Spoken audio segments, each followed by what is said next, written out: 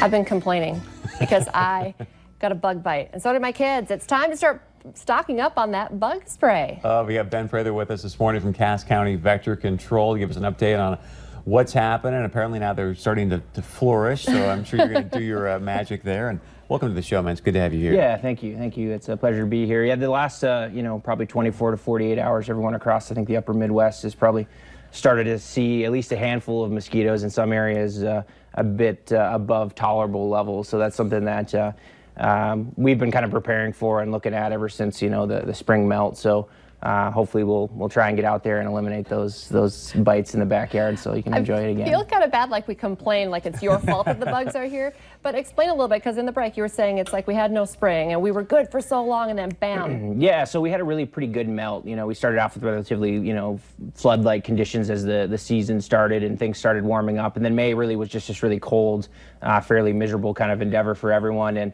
that actually helped us get ahead of kind of the game, and we knocked out a lot of larval mosquitoes before they came off the water and flew away as adults. And then kind of the big game changer for us was back on May 22nd through the 24th. We had that pretty significant rain event, the first of the spring, really, and that just kind of turned the ignition, primed the fires, and then of course this heat just really has expedited the ability for those insects just to rapidly finish their full development and fly around and cause misery for us, unfortunately. So it is a process, and we've been out.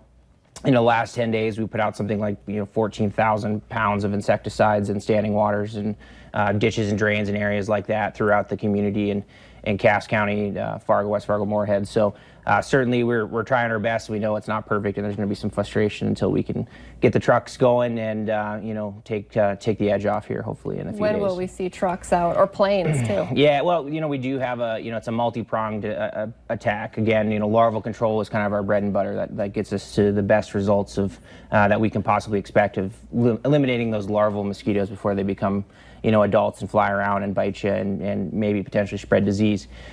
We transition into this June-July period where we really need to focus on both the larval side and the adult mosquito side.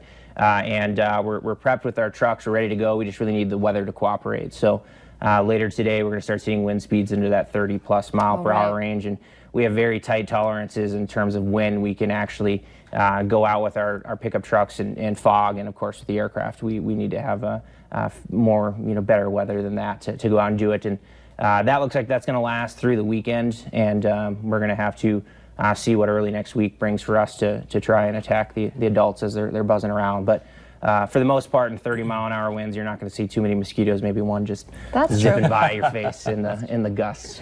Is it too soon to ask, or are you doing trap counts? Do you see mosquitoes yet with West Nile?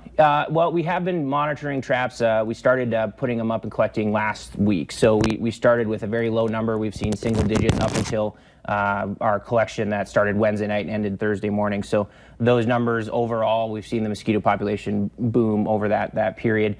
We do look at individual species that we collect in those traps to try and determine if there is any particular concern there, particularly the species that is most likely to transmit West Nile virus here in the upper Midwest is Culex tarsalis, and it has very specific markings on its legs and on its proboscis, the bitey part. And we've been monitoring that, and we haven't seen any of those yet. However, West Nile virus, living inside a cold-blooded organism, being a pathogen in that, really responds highly to high temperatures. So that's a little bit alarming, a little bit concerning.